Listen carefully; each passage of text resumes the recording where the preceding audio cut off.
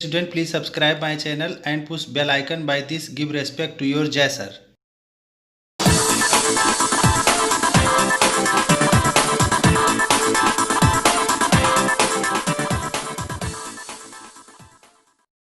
My dear student and friend, नमस्कार। My name is JS Tiwari Jai sir. मैं video start करने से पहले आपको बताना चाहता हूं कि वीडियो को फुल स्क्रीन पर कर लीजिए और वीडियो को ध्यान से देखिए ताकि जो है एक भी लाइन मिस ना हो आपसे, क्योंकि अगर कोई भी लाइन मिस हो गई तो आपको समझ में नहीं आएगा। और वीडियो को फुल स्क्रीन पर कर लेने से सारे लेटर आपको साफ साफ दिखाई देंगे।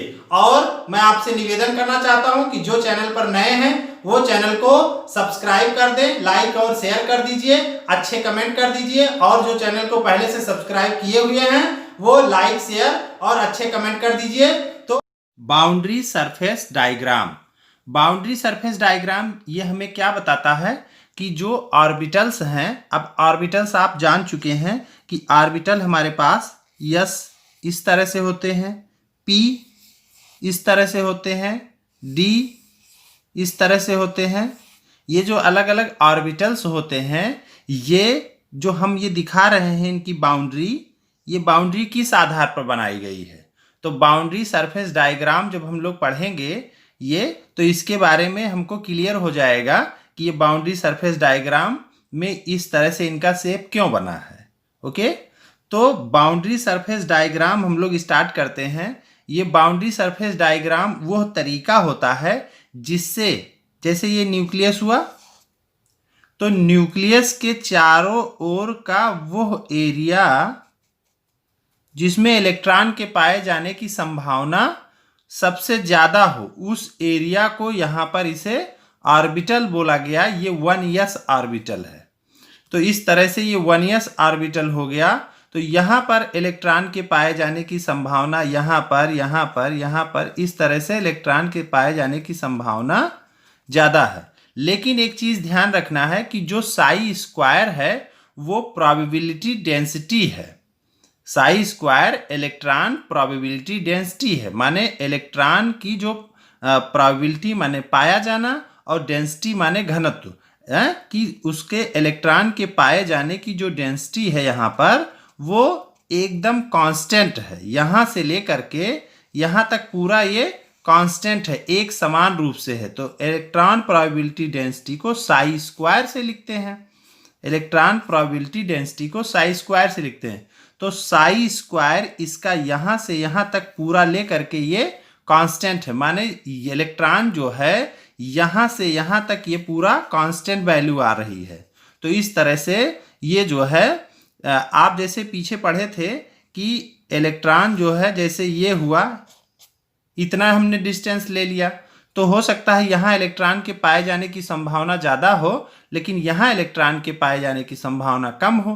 तो इसीलिए जो है उसको स्मॉल वॉल्यूम में लेते हैं, स्मॉल वॉल्यूम में, छोटे छोटे वॉल्यूम में लेते हैं, ठीक है। और देखते हैं कि हाँ एक समान यहाँ तक मिल रहा है। जैसे यहाँ तक हमको एक समान इलेक्ट्रॉन डेंसिटी मिल रही है, तो बस एक समान मिल रही, तो यही इतनी क्या हो जाएगी, इसकी बाउंड्री हो जाएगी। जैसे आपका घर है, तो आपका घर है, तो जहां तक आपकी जमीन है, आपको पता है कि हमारी जमीन यहां तक है। प्लाट तो बहुत बड़ा है, प्लाट तो बहुत बड़ा है, लेकिन आपको जहां तक पता है कि हमारी जमीन यहां तक हो सकती है, वहां तक आप क्या कर लेते हैं, बाउंड्री बना लेते हैं। जहां तक आपको 100% या 90%, 95% तक उम्मीद है कि यहां तक मेरा हो सकता है, तो ये जो है आप बना सकते हैं। तो इस तरह से जो है ये सरफेस डायग्राम जो बनाए जा रहे हैं, ये बहुत सारे तरीकों से दूसरे और भी बनाए जा सकते हैं, लेकिन उसमें क्या होनी चाहिए कि ये साई स्क्वायर जो है ये कांस्टेंट होनी चाहिए। कम से कम जो है 90%, 90 से 95% जो है इलेक्ट्रॉन के पाए जाने की संभावना तो इसमें होनी ही चाहिए, कि इलेक्ट्रॉन जो है इसमें 90 से 95% इलेक्ट्रॉन इसमें पाए जाएंगे। लेकिन क्वेश्चन ये बनता है कि क्यों नहीं 100% जो है प्रोबेबिलिटी वाले ऐसे डायग्राम क्यों नहीं बनाए जाते हैं। तो 100% वाले डायग्राम इसलिए नहीं बनाए जा सकते हैं क्योंकि कुछ ना कुछ इलेक्ट्रॉन के पाए जाने की संभावना इधर भी होती है, इसके बाद भी। तो इसलिए ये बाउंड्री डायग्राम जो है ये 100% वाले नहीं बन सकते हैं। इसलिए यहाँ पर क्योंकि इलेक्ट्रॉन जो है ये कुछ ना कुछ इधर भी पाए जा सकते हैं, तो ये पक्का हो गया कि 90% इलेक्ट्रॉन इसी में रहेंगे। लेकिन 10% जो बचा वो हो सकता है कि इलेक्ट्रॉन इधर भी कहीं मिल जाए, लेकिन 90% जो प्रोबेबिलिटी है इलेक्ट्रॉन की वो इसी में रहेगी। तो इसी 90% के आधार पर जो है ये बाउंड्री सरफेस डायग्राम बनाए जाते हैं। इसमें साई स्क्वायर क्या है, कांस्टेंट है पूरे इसमें ऑर्बिटल में। अब ये जो है डिफरेंट तरह के हमको ये ऑर्बिटल्स मिल रहे हैं, तो इसी आधार पर साई स्क्वायर के आधार पर जो है ये अलग अलग डिजाइन हमको प्राप्त हो रही है। तो ये बाउंड्री सरफेस डायग्राम जो बनाया जा रहा है ये साई स्क्वायर कांस्टेंट है इनके लिए, और अलग अलग जो है ऑर्बिटल्स के बाउंड्री सरफेस डायग्राम ये तैयार हो रहे हैं। तो अब हम डिटेल में यहाँ पर आपको ये बता रहे हैं line to line, point to point. आप देखिए इसमें boundary surface diagram of constant probability density for a different orbitals. जो बाउंड्री सरफेस डायग्राम है उसमें कांस्टेंट प्रोबेबिलिटी डेंसिटी माने psi square for different orbital, अलग अलग ऑर्बिटल्स के लिए give a fairly good representation. तो इसके आधार पर साई स्क्वायर के कांस्टेंट के आधार पर अलग अलग ऑर्बिटल के लिए एक अच्छा बाउंड्री सरफेस डायग्राम बनाया जा सकता है। Fairlie good representation of the shape of the orbital, और इसके आधार पर हमको जो है ऑर्बिटल के शेप प्राप्त हो जा रहे हैं।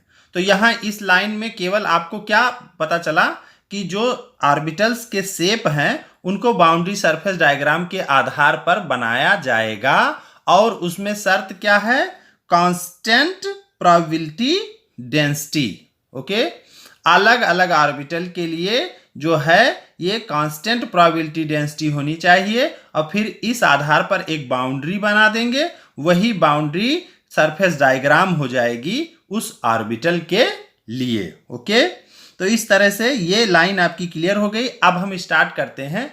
हमारा जो मेन थीम था वो मैंने आपको बता दिया। अब इस तरह से बनाना स्टार्ट करते हैं ऑर्बिटल्स को। देखिए कैसे, पूरा एकदम डिटेल में। इन दिस रिप्रेजेंटेशन, इस तरह के रिप्रेजेंटेशन में जो प्रेजेंट किया जा रहा है, ए बाउंड्री सरफेस को कॉन्टूर सरफेस भी बोलते हैं। तो ए बाउंड्री सरफेस और कंटूर सरफेस इज ड्रॉन, यहां पर ड्रॉ किया गया है इन स्पेस में कोई चीज यहाँ पेज पर भी है, और कोई चीज जब यहाँ पर भी हो, हवा में भी हो, तो उसे स्पेस में बोलते हैं। जैसे देखिए जो है आप 2D स्ट्रक्चर को तो यहाँ दिखा लेंगे, लेकिन ये स्ट्रक्चर कैसा है, 3D है, माने ये स्पेस में भी है, ये जो है यहाँ पर ऊपर की ओर भी है।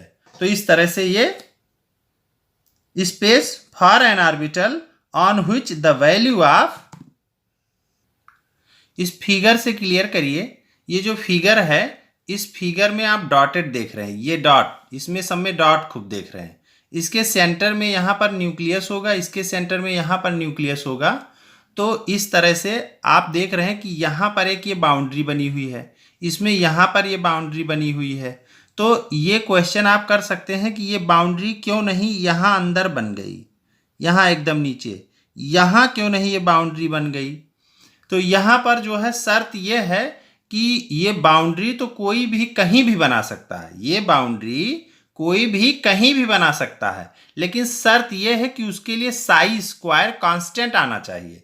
साई स्क्वायर मीन्स इलेक्ट्रॉन की डेंसिटी जो है वो कांस्टेंट आनी चाहिए, माने यहाँ से लेकर के और यहाँ तक सारा जो है इलेक्ट्रॉन डेंसिटी कांस्टेंट आनी चाहिए बराबर से।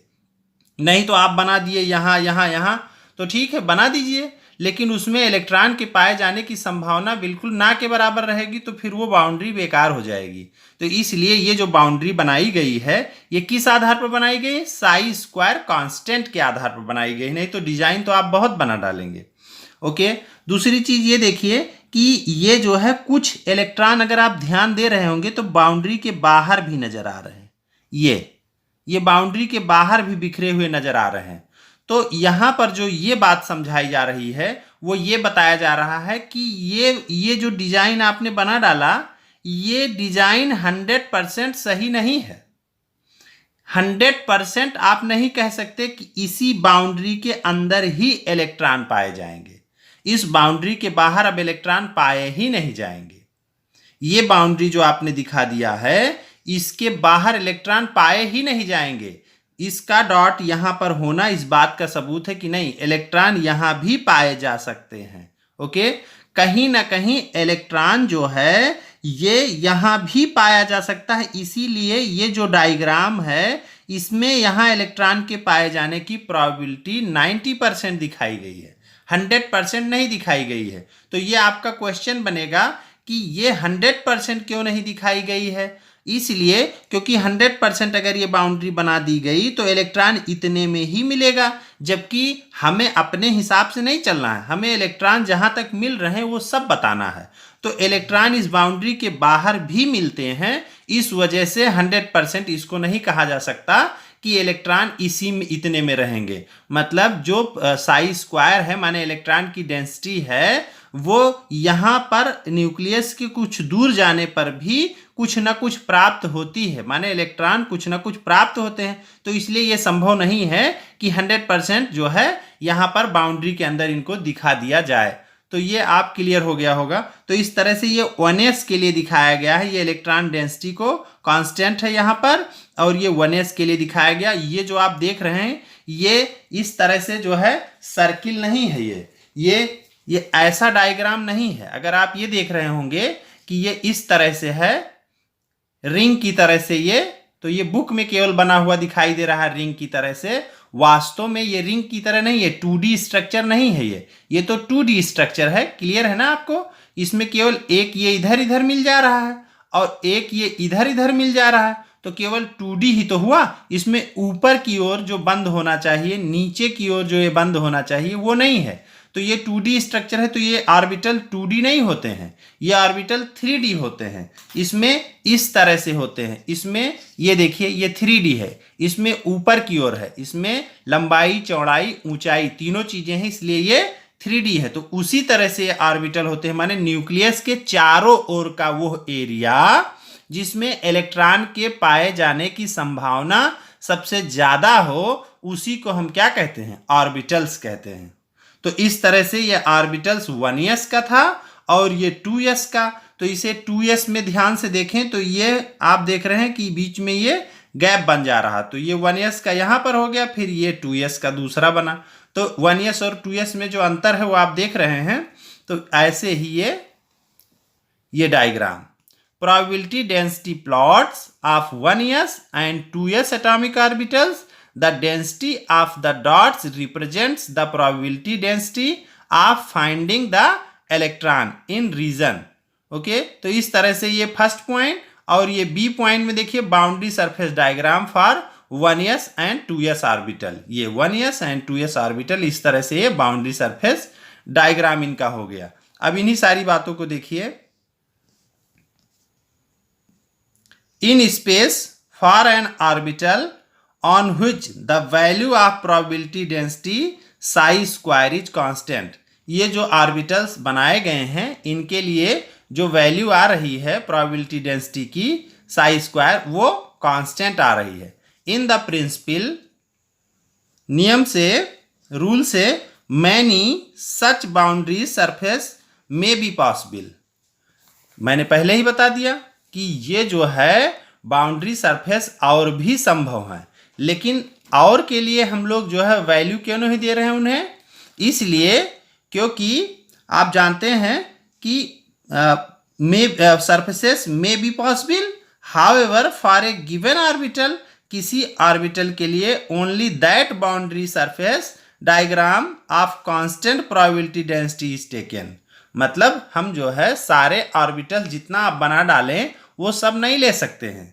अगर हमें ये नहीं मिल रहा है, कांस्टेंट प्रोबेबिलिटी डेंसिटी नहीं मिल रही है, तो हम उन डिजाइन को वैल्यू नहीं देंगे, उस डिजाइन को मान्य नहीं करेंगे, क्योंकि उसमें जो है प्रोबेबिलिटी डेंसिटी इलेक्ट्रॉन के पाए जाने की संभावना इक्वल नहीं है पूरे डिजाइन में।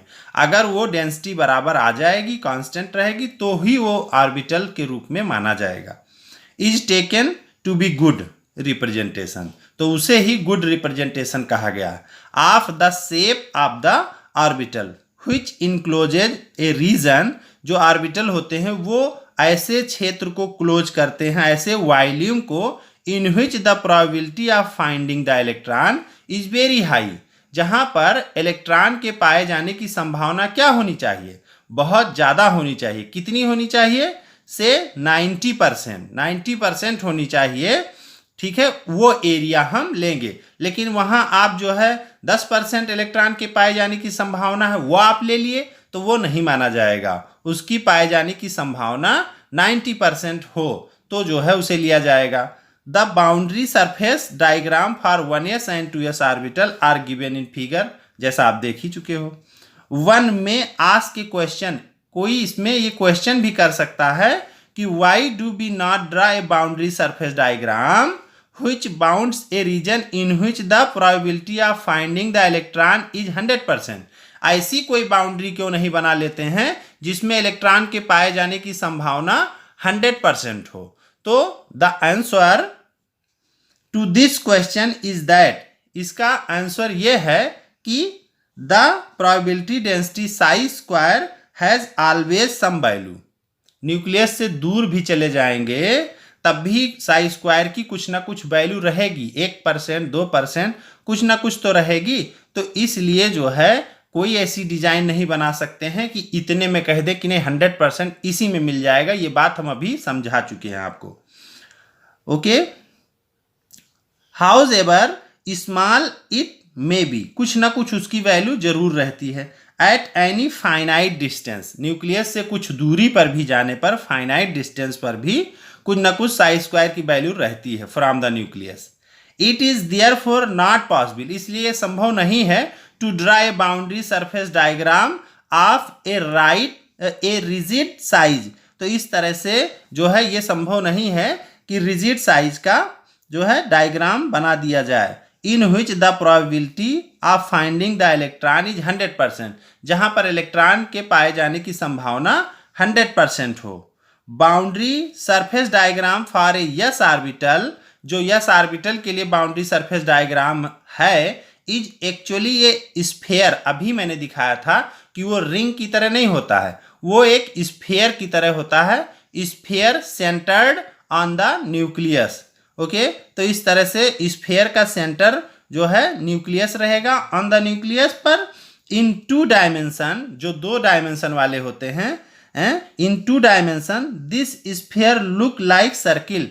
2 डायमेंशन में चूंकि बुक है, बुक पे 2 डायमेंशन ही बनता है, तो यहां पर आप कैसे देख रहे हैं? सर्किल की तरह देख रहे हैं। It enclosure a region in which probability of finding the electron is about 90%। तो ये एरिया जो सर्किल टाइप का बना है जिसमें इलेक्ट्रॉन के पाए जाने की संभावना 90% है। Thus we see that 1s and 2s orbital are spherical in shape. आपने देखा 1s और 2s ऑर्बिटल स्फेरिकल शेप के, गोलाकार थे। In reality all the s orbital are spherically symmetric. ये सारे जो है स्फेरिकली सिमेट्रिक होते हैं, गोलाकार होते हैं। That is the probability of finding the electron at a given distance is equal in all the direction. अभी मैंने समझाया था कि ये गोल होते हैं और गोल होने की वजह से ये सभी दिशाओं में, ऊपर नीचे अगल बगल, इनके इलेक्ट्रॉन के पाए जाने की संभावना सेम होती है। ये 2D नहीं होते हैं, 3D स्ट्रक्चर होते हैं। और 3D में एक पॉइंट जैसे यहाँ पर है, तो इस पॉइंट के चारों ओर ऊपर नीचे अगल बगल जो है इलेक्ट्रॉन के पाए जाने की संभावना सेम होगी इन all the direction. It is also observe that the size of the yes orbital increases. Yes orbital की साइज बढ़ती हुई देखी गई है विथ इंक्रीज इन यन। यन बढ़ने के साथ साइज बढ़ती है। कैसे यन बढ़ने के साथ साइज कैसे बढ़ती है वो क्लियर कर लीजिए। जैसे आप देखिए यहाँ पर कि 1s है, तो यहाँ पर यन की वैल्यू क्या हो गई? 1। तो यहाँ का ऑर्बिटल अगर इतना बड़ा हो गया तो n इक्वल 2 ले लेंगे तो 2s हो जाएगा। तो 2s हो गया तो इसकी साइज थोड़ा बड़ी हो गई। ऐसे n इक्वल 3 है तो 3s हो जाएगा, तो 3s के लिए साइज और बड़ी हो जाएगी। ठीक है, तो इस तरह से n बढ़ने के साथ उनकी साइज बढ़ती जाती है।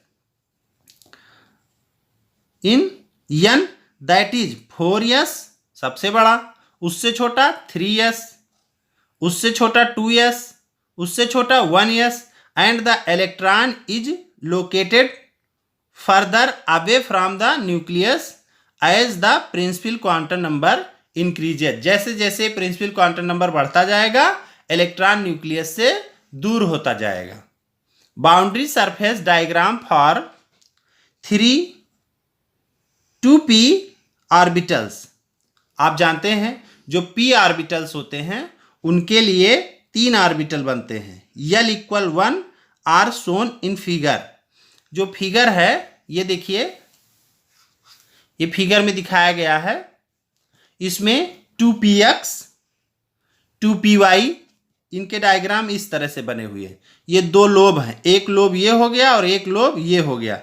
इसमें ये x एक्सिस पर है, ये x एक्सिस पर है, इसका y एक्सिस खाली है और z एक्सिस खाली है। तो इस तरह से ये x एक्सिस पर दिखाया गया है। यहाँ पर देखिए 2py में y एक्सिस पर ऑर्बिटल है, py y एक्सिस पर ऑर्बिटल है, x खाली है इसका और ये z एक्सिस खाली है। ऐसे अगला देखिए, यहाँ पर इसमें आपका ये देखिए x खाली है और y खाली है।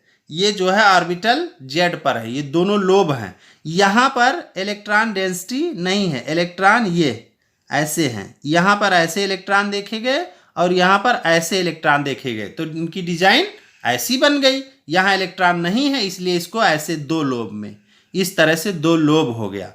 Boundary surface diagram for the boundary surface diagram of the 3 2p orbital. ये 3 2p ऑर्बिटल्स के लिए बाउंड्री सरफेस डायग्राम है। डिटेल में देखिए, boundary surface diagram for 3 2p orbital L = 1 are shown in figure. In this diagram the nucleus is at the origin. Origin यहाँ पर आप जो देखे थे दोनों के बीच में origin. Here unlike s orbital, यहाँ यस ऑर्बिटल की तरह नहीं है। ये ओरिजिन एक बार समझ लीजिए, ये इसमें ये ओरिजिन हो गया, ये हो गया एक लोब और ये हो गया दूसरा लोब और ये जो पॉइंट हुआ ये ओरिजिन हो गया। यहाँ पर जो है न्यूक्लियस होगा, यहाँ पर न्यूक्लियस होगा और ऐसे ये इस तरह से एक लोब और इस तरह से ये दूसरा लोब। तो यहाँ पर जो है 2 लोब की बात हो रही। Here unlike s orbital the boundary surface diagram are not spherical. यहाँ का बाउंड्री सरफेस डायग्राम स्फेरिकल नहीं जैसे आपने यस में देखा था। Instead each p orbital consist of 2 section. आपने देखा है कि यहाँ पर 2 सेक्शन में हैं कॉल्ड लोब्स, पहले ही बता दिया, that are on either side of the plane. दोनों जो है प्लेन के एक साइड में एक है, दूसरे साइड में दूसरा है। अभी मैंने दिखाया था। प्लेन क्यों बोला गया? क्योंकि वहाँ बीच में एक प्लेन जो है ऐसे लगा सकते हैं। Plane that passes through the nucleus, जो न्यूक्लियस से होकर जाता है। इस बात को क्लियर कर लीजिए। जैसे ये एक प्लेन हुआ, ये है, तो इस प्लेन को इसमें से ऐसे हम डाल सकते हैं और ये ऐसे पास हो जाएगा। तो एक प्लेन यहाँ से पास हो सकता है, तो बीच में यहाँ न्यूक्लियस है। तो वही चीज यहाँ पर बताया गया है। The probability density function is 0। मैंने भी दिखाया कि जो सेंटर है दोनों लोब का बिल्कुल बीच में 2 लोब जहाँ टच कर रहे हैं वहाँ पर प्रोबेबिलिटी डेंसिटी 0 है। On the plane where the 2 lobes touches each other, जहाँ पर दोनों लोब टच कर रहे हैं वहाँ पर इलेक्ट्रॉन नहीं होगा। The size, shape and energy of 3 orbitals are identical. तीनों की जो है साइज, शेप, एनर्जी सब सेम रहेगी, बस डिफरेंट क्या रहेगा? एक्सिस, एक x axis, Y axis, Z axis. They differ however in the way the lobe are oriented. किस तरह से वो लोब हैं, उनकी व्यवस्था कैसी है, किस एक्सिस में है, बस केवल यही अंतर होगा। Since the lobe may be considered to lie along the X axis, Y axis, Z axis, ऐसा आपने अभी देखा ही। They are given the dimensions 2px, 2py and 2pz, इस तरह का डायमेंशन बनाते हैं। It should be understood however that there is no simple relation between the value of m। यहाँ पर देखेंगे कि इनके बीच में वैल्यू में कोई सिंपल रिलेशन नहीं है। दैट इज आप देखेंगे m -1, 0 एंड +1, -1 0 +1। आप जानते हो जो p ऑर्बिटल होता है तो p ऑर्बिटल के लिए l की वैल्यू क्या होती है, ये देखिए, जो आप जानते हो l इक्वल 0 1 2 3, तो l 0 1 2 3 है तो s p d f, तो हमारा p कहाँ पर मिल रहा है, जब l की वैल्यू 1 होती है, तो l की वैल्यू 1 होती है तो p ऑर्बिटल बनते हैं, तो 1 हुआ। अगर m निकालना हुआ तो -l 2 +l विथ 0 तो -1 2 +1 विथ 0, तो यहाँ क्या आ जाएगा, -1 0 +1, ये 3 वैल्यू मिल गई, ये एक ऑर्बिटल, ये दूसरा ऑर्बिटल और तीसरा, -1 0 +1, इस तरह से ये हो गया।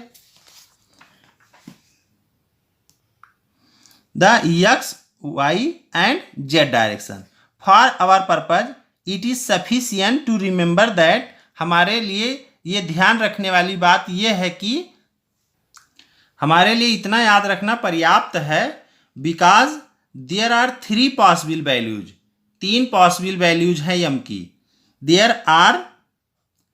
Therefore 3 p orbitals whose axis are mutually perpendicular, जिनके एक्सिस एक दूसरे से परपेंडिकुलर मीन्स 90 डिग्री पर हैं, like s orbital p orbital increases in size, जैसे अभी आपने देखा था कि s ऑर्बिटल की साइज बढ़ रही थी जैसे जैसे n बढ़ रहा था, उसी तरह से p में भी आप देखेंगे। And energy with increases in the principal quantum number, जैसे जैसे प्रिंसिपल क्वांटम नंबर बढ़ाते जाएंगे p भी बढ़ता जाएगा। And hence the order of the energies and size of various p orbital is 4p सबसे बड़ा होगा, फिर 3p, फिर 2p। Further like s orbital the probability density function for p orbital, s orbital की तरह ही जो प्रोबेबिलिटी डेंसिटी है p orbital की आल्सो पासेस थ्रू वैल्यू 0, इसकी भी वैल्यू 0 तक हो करके गुजरती है, beside at 0 and infinite distance as the distance from the nucleus increases, जैसे जैसे न्यूक्लियस से डिस्टेंस इसकी बढ़ाते जाते हैं तो ये वैल्यू हमको s ऑर्बिटल की तरह ही p की भी 0 मिलती है। The number of nodes are given by, nodes को कैसे निकालते हैं, given by the n-2, that is number of radial node, n-2 से रेडियल नोड निकालते हैं। जैसे देखिए n की वैल्यू यहाँ पर ले लिया जाए 3, n की वैल्यू 3 ले लिया जाए तो 3 - 2 हो जाएगा, तो 3 - 2 मीन्स 1 हो जाएगा। अगर n की वैल्यू यहाँ 4 ले लेते हैं तो 4 - 2, 4 में से 2 निकालेंगे तो 2 आ जाएगा। तो इस तरह से रेडियल नोड n-2 से निकाल लेते हैं। That is number of radial node is 1 for 3p, 1 जो है आ रहा है 3p के लिए। निकाल के देख लीजिए कि n-2 है, n-2, तो n-2 तो 3p के लिए अगर निकालना है तो -2, तो 3p के लिए निकाले 3 - 2 क्या आ जाएगा 1, तो p के लिए क्या आ रहा है 1। ऐसे यहाँ पर 4p के लिए आप देख लें तो 4 - 2, तो 4 - 2 तो 2 हो जाएगा। तो इस तरह से यहाँ पर 4p के लिए 2 आ रहा है और 3p के लिए 1 आ रहा है। तो n-2 that is number of radial node is 1 for 3p, 2 for 4p orbital and so on, और इसी तरह से निकालते जाएंगे।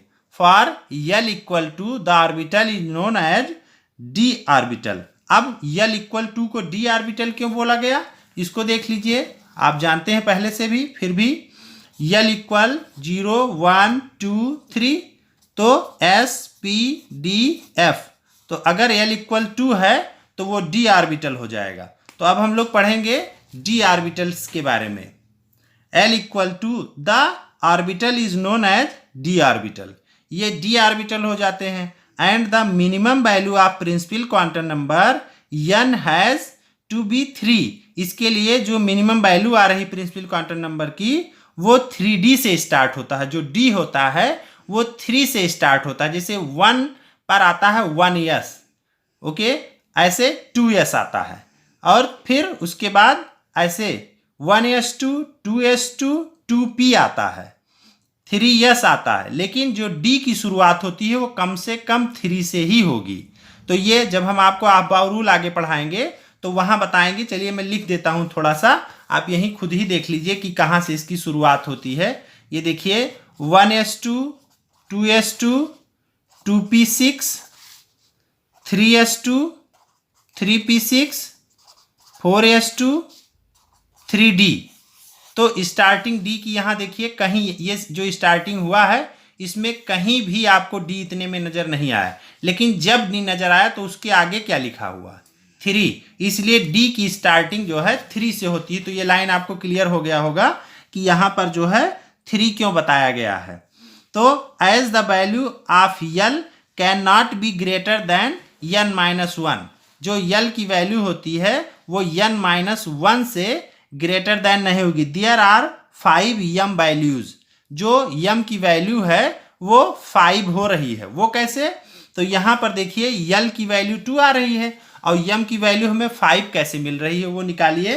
और देखिए यहां पर आपको, तो L equal to, L equal to है तो फार्मूला हो जाएगा यम के लिए -L2 + L विथ 0। तो -2 -1 0 +1 +2 इस तरह से हो गया। तो यहां पर ये 1 2 3 4 5, तो डी में कितने ऑर्बिटल बन गए, 5 ऑर्बिटल बन गए। -2 से लेकर के +2 तक 5 ऑर्बिटल बन गए। तो there are 5 m values -2 -1 0 +1 and +2 for L equal to, and thus there are 5 d orbital. सारी चीज clear. The boundary surface diagram of d orbital are shown in figure. d orbital के लिए बाउंड्री सरफेस डायग्राम फिगर में दिखाया गया है। तो देख लीजिए इसको, बाउंड्री सरफेस डायग्राम जो फिगर में है ये है। यहां पर आप ध्यान दीजिए, ये dxy dxz, dxy dxz, जैसे आपको याद है जो p ऑर्बिटल होते हैं pxy px py pz होते हैं, उसी तरह से जो d होते हैं, d की शुरुआत है ये xy से, dxy से, और dy dxz है यहाँ पर। तो यहाँ पर आप ध्यान से देखेंगे कि ये डबल डंबल शेप में होते हैं। ये देखिए ये इनकी y एक्सिस है और ये इनकी x एक्सिस है और ये इनकी z एक्सिस है। तो x y z तीनों एक्सिस हो गया और ये इनके लोब हैं। ये तो इनके लोब किसी एक एक्सिस पर नहीं है, दो एक्सिस के बीच में है, इसलिए यहां पर x और y लिया गया है। आप ध्यान दीजिए, ये जो है x y इसलिए लिया गया, अगर एक ही एक्सिस पर होता तो वही एक ही नाम आ जाता, लेकिन दो एक्सिस के बीच में है इसलिए इसे एक्स वाई बोला गया है कि ये एक्स और वाई एक्सिस के बीच में है। तो ये डी एक्स वाई वाले, ऐसी डिजाइन क्या है, ये डी एक्स वाई वाला हो गया। ऐसे दूसरा है डी एक्स जेड वाले, डी एक्स जेड वाले में ये जेड और एक्स के बीच में है, तो ये एक्स एक्सिस है और ये जेड है। तो इस तरह से डी एक्स जेड वाला हो गया। ऐसे ही D Y Z, D Y Z, D Y Z में देखिए ऐसे D X square Y square, D X square Y square का इस तरह से, और ये डी जेड स्क्वायर का शेप देखिए कैसे है ये। तो इस तरह से 5, ये 5 डी ऑर्बिटल्स हो गए। ये पांचों डी ऑर्बिटल को रिप्रेजेंट करते हैं। तो वही चीज यहां पर The 5d orbital are designated as dxy, dyz, dxz, dx square y square and dz square. The shape of the first 4 d orbital are similar. पहले 4 के आपने शेप सिमिलर देखे हैं to each other, whereas that of the fifth one dz square is different. आपने पांचवें का shape जो है अलग देखा है from other, but all 5 3d orbitals are equivalent in energy. लेकिन एनर्जी सबकी सेम होगी। The D orbitals for which n is greater than 3, जो n है वो ग्रेटर देन 3, 4d और 5d की बात करें, अगर जो है the D orbital for which n is greater, अगर कोई डी ऑर्बिटल है जिसका n ग्रेटर आ रहा है, जैसे 3d है तो 3d के बाद क्या आएगा 4d 5d, तो इसका n 3 से ग्रेटर हुआ कि नहीं हुआ। तो जब n जो है 3 से ग्रेटर आ रहा है also have shapes similar to 3D orbital. तो अगर 3D का है तो भी वही रहेगा और 4D 5D का भी शेप सिमिलर रहेगा, बट डिफर इन एनर्जी, लेकिन उसकी एनर्जी बदल जाएगी एंड साइज भी बदल जाएगी, केवल शेप जो है सेम रहेगा। बिसाइड द रेडियल नोड, जो रेडियल नोड होता है that is probability density function is zero. जो रेडियल नोड्स है जहां पर प्रोबेबिलिटी डेंसिटी फंक्शन वहां पर जीरो आ रहा है, जीरो मीन जहां पर इलेक्ट्रॉन के पाए जाने की संभावना zero. The probability density function for the NP and ND orbital are zero. तो उसके लिए जो है NP और ND ऑर्बिटल के लिए वैल्यू जीरो आ रही है एट द प्लेन। जहां जहां आप प्लेन देखे हैं, प्लेन समझ रहे हैं ना, जहां से उसको बीच से डिवाइड कर रहे हैं, तो प्लेन पर वहां जीरो है। पासिंग थ्रू द न्यूक्लियस, जो न्यूक्लियस से होकर के गुजरता है, ओरिजिन जहां। For example in case of PZ orbital XY plane is nodal plane. देखिए ये PZ ऑर्बिटल में ये X और ये Y, XY plane is nodal plane है। In case of DZ orbital there are two nodal plane passing through the origin and bisecting the XY plane containing Z axis. यहां पर दो, एक X इधर की ओर ये काट रहा है और एक Y ये इधर की ओर काट रहा है और ये Z बीच में है। तो इस तरह से यहां दो मिल रहा, एक ये और एक ये। For example in case of PZ orbital XY plane is a nodal plane. यहां पर देखिए ये X और ये Y प्लेन ये नोडल प्लेन है। यहां पर ये एक ही जगह से यहीं से जो है निकल रहा, गुजर रहा ये plane. In case of DXY orbital there are two nodal plane. ध्यान दीजिए DXY में दो नोडल प्लेन अभी हम आपको दिखा रहे हैं फिगर से, passing through the origin, origin से पास हो रहे हैं and bisecting the XY plane containing Z axis. इसको देखिए फिगर में, ये Z एक्सिस लिए हुए हैं और यहाँ पर ये जो है काट रहा है, ये एक प्लेन ये कट रहा है और एक प्लेन ये कट रहा है। तो DXY में दो प्लेन कट रहे हैं, एक ये X वाला और एक ये Y वाला। इस तरह से आपने P में नहीं देखा है, ये D में एक यहाँ पर है, एक यहाँ पर है और ये Z पर बीच में लिए हुए। तो इस तरह से ये यहाँ कट रहा है और Z पर बीच में है। तो DXY में आपने इस तरह से ये देखा पोजीशन इसकी। तो अभी आपने देखा कि DXY ऑर्बिटल में there are two nodal plane, दो तरह से उसको काट रहे हैं, पासिंग थ्रू द ओरिजिन, वहां ओरिजिन से होकर के दो प्लेन गुजर रहे हैं, एंड बाइसेक्टिंग, उसको बाइसेक्ट कर रहे हैं, the XY plane containing Z axis, और Z एक्सिस को रखे हुए हैं। These are called angular node, इसे एंगुलर नोड्स कहा गया। And number of angular node are given by L, जो एंगुलर नोड होता है उसे L से दिया गया है, that is one angular node for P orbital. P orbital के लिए वन वैल्यू आती है। ओके, आप जानते हो L equal 1। Two angular nodes for D orbital, D orbital के लिए 2 आता है एंड सो ऑन। इसी तरह से आपको ये क्लियर हो रहा है। 0 1 2 3, L equal 0 1 2 3, S P D F। P के लिए 1, D के लिए 2। इस तरह से L की वैल्यू 1 2, P 1 जो है P के लिए और 2 D के लिए। The total number of nodes are given by n-1, जो टोटल नंबर ऑफ नोड है उसे n-1 से निकाल लेंगे, that is sum of L angular node and n-L-1 radial node. इस फार्मूले से रेडियल नोड निकाल लेंगे।